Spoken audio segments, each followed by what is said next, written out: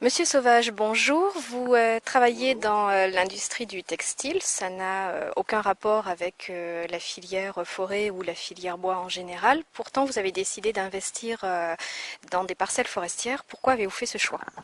Donc ce choix d'abord par rapport à mes études, quand j'étais beaucoup plus jeune, j'ai fait des études d'arboriculture, sylviculture, et donc c'était une passion, et maintenant ça devient plaisir, investissement, dans la mesure où j'ai un peu plus de temps, j'ai en fin de carrière, et ça me permet d'investir et également d'être dans le plaisir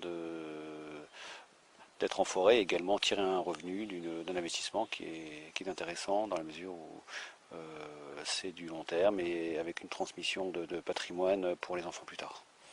Donc, on l'a bien compris, à l'origine, c'est surtout une sensibilité naturelle, mais vous avez aussi un intérêt économique dans cette histoire.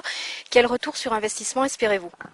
Alors le retour sur investissement, l'objectif bien sûr c'est entretenir la forêt donc avec des frais fixes, et pour ça il faut vendre régulièrement du bois pour tirer parti de la forêt sans la dévaloriser.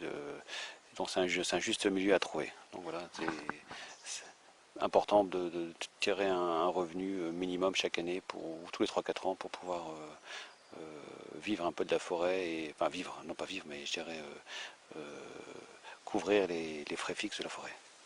Donc, vous êtes fixé des objectifs très clairs. Comment comptez-vous les atteindre?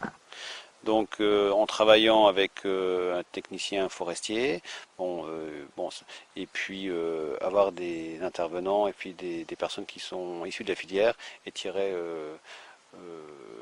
je dirais, le meilleur produit possible des différentes essences et différentes qualités d'arbres qu'on puisse gérer de la forêt de chêne, parce qu'en fait c'est une forêt de chêne qu'on a maintenant depuis quelques temps dans le Cher. Je vous remercie beaucoup, c'était Voilà. très clair. Passez une bonne journée. Merci.